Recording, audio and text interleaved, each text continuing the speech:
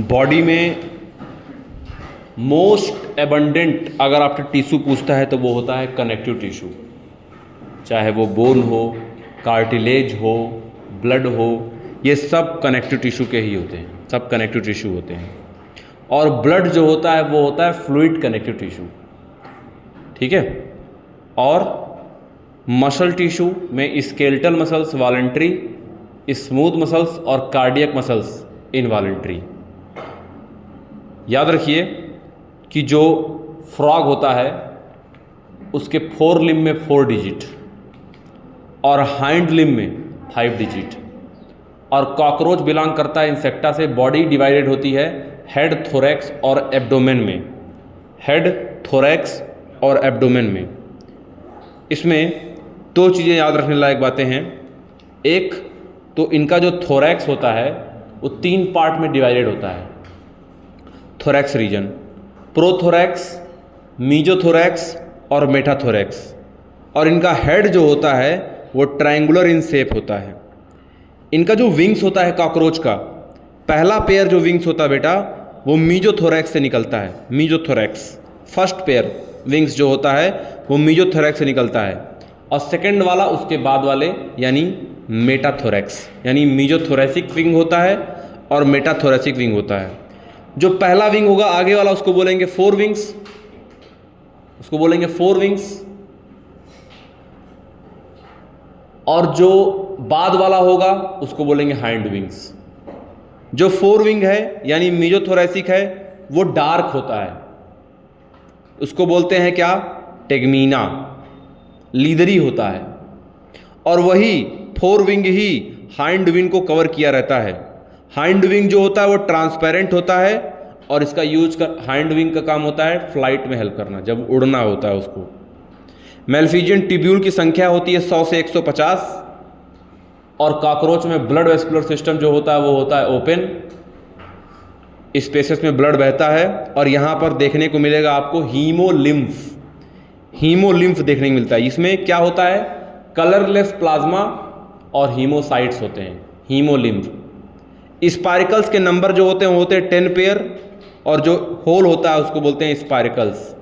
Cockroach होता है uricotelic, और इसके अलावा भी अगर आप देखोगे तो यूरिकोज ग्लैंड और नेफ्रोसाइट्स, यूरिकोज ग्लैंड और नेफ्रोसाइट्स, ये 2 चीज़ें और देखने को मिलती हैं, एक्सक्रीशन में रोल प्ले करती हैं।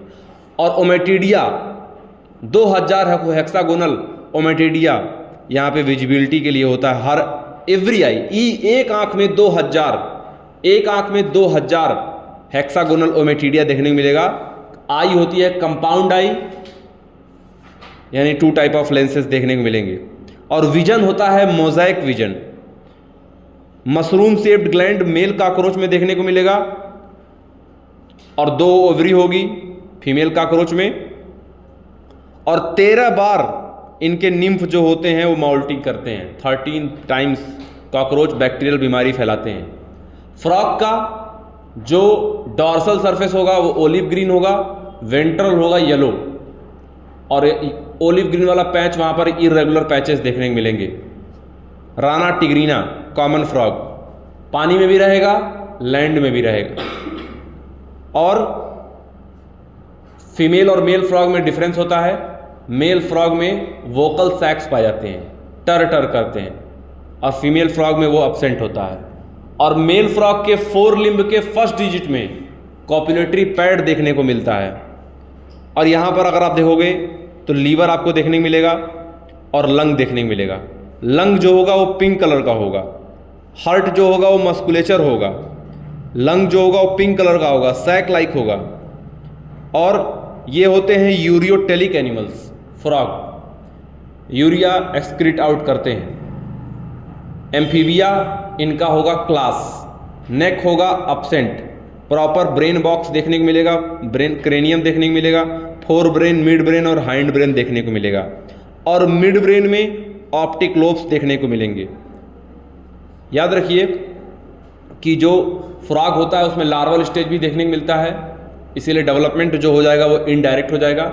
और लार्वा को बोलते हैं, फ्रॉग के लार्वा को बोलते हैं टैडपोल लार्वा, टैडपोल लार्वा बोलते हैं। सेल की डिस्कवरी रॉबर्ट हुक और omnis cellula e cellula Rudolf Virchow. Cell theory modified by Rudolf Virchow. Cell theory given by Schleiden and Schwann. And fluid mosaic model Singer and Nicolson. Largest cell ostrich egg. Longest cell nerve cell. Smallest cell mycoplasma cell.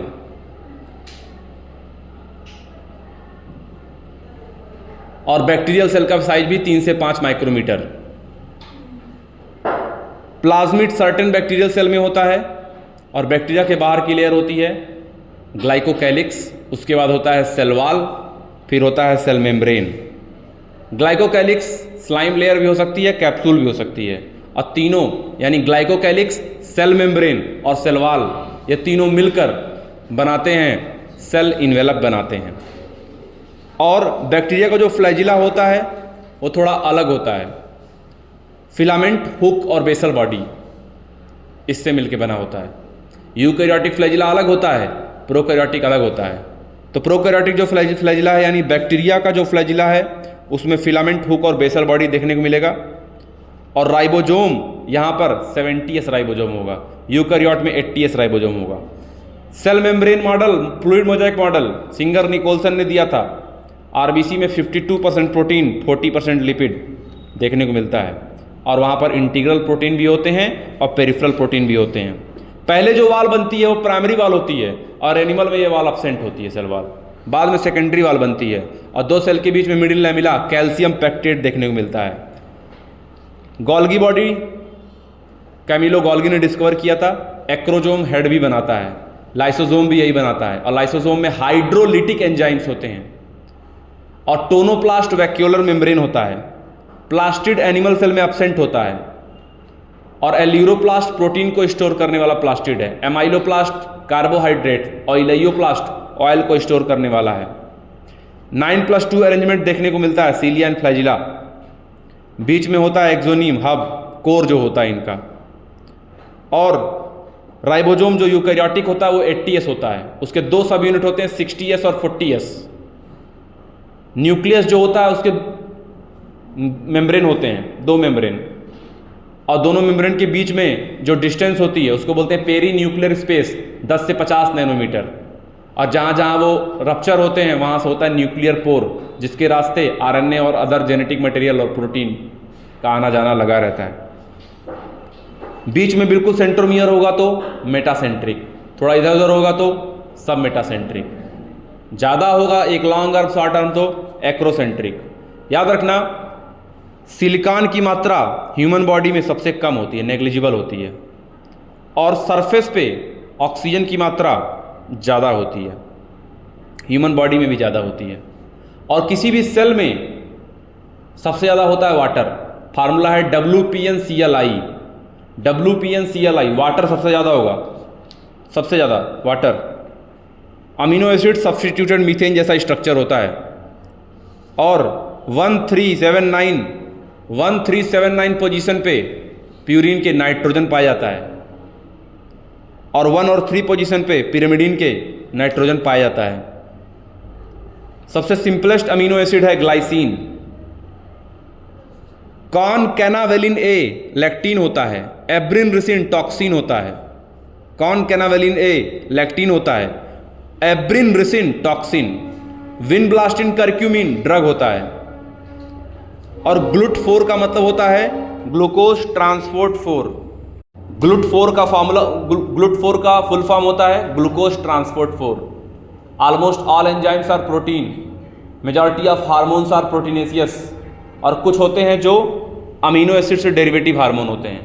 Collagen most abundant protein होता है animal world में, और rubisco होता है total. Polysaccharide में याद रखो starch iodine को होल्ड करता है, इसीलिए वो ब्लू कलर देता है। सेलुलोज के पास हेलाइसेस नहीं होते, वो आयोडीन को होल्ड नहीं कर पाता है। काइटिन में नाइट्रोजन कंटेनिंग पॉलीसेक्राइड होता है, वो नाइट्रोजन कंटेनिंग पॉलीसेक्राइड होता है। एडेनिन प्यूरिन होता है। एडिनोसिन न्यूक्लियोसाइड होता है, और एडिनाइलिक एसिड न्यूक्लियोटाइड होता है। Primary structure, secondary structure, tertiary structure, quaternary structure, 4 structure होते हैं प्रोटीन के। हीमोग्लोबिन में क्वाटनरी स्ट्रक्चर देखने को मिलता है और एंजाइम में टर्सरी स्ट्रक्चर देखने को मिलता है। एंजाइम का अपना खुद का टर्नओवर होता है, करने की क्षमता होती है। एंजाइम के पास एक्टिव साइट्स होते हैं जो कि सबस्ट्रेट को प्रोडक्ट में कन्वर्ट करते हैं, और एक बार प्रोडक्ट बन गया तो फिर वो इरिवर्सिबल हो जाता है सबस्ट्रेट में, प्रोडक्ट फिर वापस सबस्ट्रेट में कन्वर्ट नहीं होता। एक्टिवेशन एनर्जी को कम करके एंजाइम अपना काम परफॉर्म करते हैं, और कोफैक्टर नॉन प्रोटीनेसिस पार्ट होते हैं, और कोफैक्टर प्लस प्रोटीन पार्ट दोनों मिलकर होलो एंजाइम बनाते हैं। और मेटाफेज में क्रोमोसोम इक्वेटोरियल प्लेट पे चले आते हैं और कंडेंसेशन कंप्लीट हो जाता है। मेटाफेज में बेस्ट क्रोमोसोम की स्टडी देखी जा सकती है, और क्रोमैटिड सेपरेट कर जाते हैं एनाफेज में, और टूटने वाला पोजीशन उनका होता है पोल की तरफ, और आर्म जो होते हैं वो सेंटर की तरफ होते हैं। और डीकंडेंसेशन टीलोफेज से स्टार्ट हो जाता है। सबसे बड़ा फेज होता है प्रोफेज और सबसे छोटा फेज होता है एनाफेज। लार्जेस्ट फेज प्रोफेज और स्मॉलेस्ट फेज एनाफेज देखने को मिलता है। याद रखना, ऑक्सीजन की discovery Joseph Presley bell jar experiment इन्होंने किया था। लाइट रिएक्शन में लाइट एब्जॉर्ब भी होता है, पानी टूटता भी है, इलेक्ट्रॉन जंप करता है, एटीपी और एनएडीपीएच का फॉर्मेशन होता है। और डार्क रिएक्शन में ग्लूकोज का फॉर्मेशन होता है, CO2 यूज होता है। CO2 रिड्यूस होता है तो फोटोसिंथेसिस, CO2 रिड्यूस होगा और H2O ऑक्सीडाइज होता है, इसीलिए फोटोसिंथेसिस रिडॉक्स रिएक्शन होता है। कॉर्नेलियस वॉन नील माइक्रोबायोलॉजिस्ट थे, पर्पल और ग्रीन बैक्टीरिया पे काम किया था।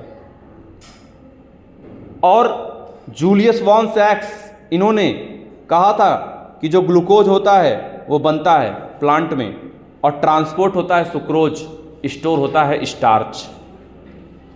ग्लूकोज का स्टोरेज स्टार्च के फॉर्म में होता है, कन्वर्जन पहले सुक्रोज में होता है, यानी बनता है मोनोसेक्राइड, ट्रांसपोर्ट होता है डाइसेक्राइड और स्टोर होता है पॉलीसेक्राइड। ये बोला था जूलियस वॉन सैक्स ने। TW इंगलमैन ने प्रिज्म का इस्तेमाल किया था और उन्होंने ग्रीन एल्गी यूज किया था, क्लाइडाफोरा यूज किया था। मेल्विन कैल्विन ने C3 साइकिल लिया था। साइक्लिक फोटोफॉस्फोराइलेशन में इलेक्ट्रॉन वापस वहीं चला आता है जहां से निकलता है, और नॉन साइक्लिक वाले को जेड स्कीम बोलते हैं, हिल रिएक्शन। और PS2 से स्टार्ट होता है, फोटो सिस्टम 2 से फोटो सिस्टम 1 तक जाता है। लेकिन साइक्लिक फोटोफॉस्फोराइलेशन में NADPH का फॉर्मेशन नहीं होता, यहाँ पे NADP रिडक्टेज एंजाइम जो होता है वो अब्सेंट होता है। डार्क रिएक्शन को बायोसिंथेटिक फेज बोलते हैं। हैच एंड स्लैग पाथवे होता है C4 pathway, hatch and slag pathway होता है C4 पाथवे। ये मीजोफिल सेल और बंडल सेल दोनों जगह चलता है, और यहाँ पे C4 पाथवे या 4 कार्बन यानी ऑक्सैलो एसिटिक एसिड सबसे पहले बनता है। और फोटो रेस्पिरेशन को C2 साइकिल भी कहते हैं, इसमें कोई भी एनर्जी कंपोनेंट नहीं बनते हैं। ये वेस्टफुल प्रोसेस है। जब ऑक्सीजन बैठने लगता है रूबिस्को पे, ऑक्सीजनेशन की वजह से, रूबिस्को के ऑक्सीजनेशन एक्टिविटी की वजह से यहाँ देखने को मिलता है। 10 स्टेप में ग्लूकोज का टूटना, ग्लाइकोलिसिस, पायरुविक एसिड बनता है, और एक ग्लूकोज मॉलिक्यूल से ओवरऑल 38 ATP रिलीज होते हैं। पायरुविक एसिड के बाद डिसाइड होता है एरोबिक होगा या एनारोबिक होगा। फर्मेंटेशन यानी एनारोबिक में सिर्फ 2 ही ATP रिलीज होते हैं, और पायरुवेट डिहाइड्रोजनेस पायरुविक एसिड को एसिटिल कोएंजाइम A में कन्वर्ट करता है, जहाँ पर मैग्नीशियम भी इंपॉर्टेंट होता है। ये होता है लिंक रिएक्शन। और सिट्रिक एसिड साइकिल में ट्राई कार्बोक्सिलिक एसिड साइकिल भी बोलते हैं इसको। सबसे पहले यहाँ पर देखने को मिलेगा आपको फार्मूला C6IO अल्फा S²FMO। सबसे पहले आपको देखने को मिलेगा सिट्रिक एसिड, इसीलिए इसको ट्राई कार्बोक्सिलिक एसिड साइकिल भी बोलते हैं। सिर्फ अल्फा कीटोग्लूटारिक एसिड ही 5 कार्बन का होता है, उससे पहले वाले सभी के सभी 6 कार्बन के, और उसके बाद वाले सभी के सभी 4 कार्बन के। ओ ऑक्सैलो एसिटिक एसिड 4 कार्बन का, फ्यूमेरिक एसिड 4 कार्बन का, मैलिक एसिड 4 कार्बन का। और ATP सिंथेस कॉम्प्लेक्स 5 होता है इलेक्ट्रॉन ट्रांसपोर्ट चेन में। NAD से कॉम्प्लेक्स 1, FAD से यूबिक्विनोन कॉम्प्लेक्स 2, BC1 3 AA3 4 और कॉम्प्लेक्स 5 होता है ATP सिंथेस। 4 प्रोटॉन जाता है, 1 ATP का फॉर्मेशन देखने को वहाँ पे मिलता है। और आर्की जो होता है वो कार्बोहाइड्रेट का 1 होता है, प्रोटीन और फैट का <1 होता है। ग्रोथ जो होता है वो मेजरेबल होता है। और ऑक्सिन की डिस्कवरी यहाँ पर 2 लोगों ने काम किया था। पहले FW वेंट ने काम किया था, पहले डार्विन ने काम किया था, चार्ल्स डार्विन ने, फ्रांसिस डार्विन ने। लेकिन ऑक्सिन को आइसोलेट पूछेगा तो FW वेंट लगाना, और डिस्कवरी के बारे में बात करेंगे तो डार्विन लगाना। बकाने डिजीज़ जो है राइस सीडलिंग में होता है, जिब्रेला फिजियोक्रोई, ई कुर्सोवा, जिब्रेलिन। और ये जिब्रेलिन जो होता है सबसे मोस्ट कॉमन GA3 होता है। ऑक्सिन कॉज करता है एपिकल डोमिनेंस, और एपिकल डोमिनेंस से सिर्फ एपिक्स ग्रो करता है। वीड फ्री लॉन के लिए 2,4-D यूज़ करते हैं जो कि सिंथेटिक ऑक्सिन होता है। शुगर केन की लेंथ बढ़ाने के लिए जिब्रेलिन यूज़ करते हैं। रोसेट हैबिट कॉज करता है जिब्रेलिन। साइटोकाइनिन यहाँ पर सेल डिवीजन में हेल्प करता है, और नेचुरल साइटोकाइनिन जो होता है वो रैपिड सेल डिवीजन वाले एरिया में देखने को मिलता है, जैसे रूट एपिकल मेरिस्टेम्स।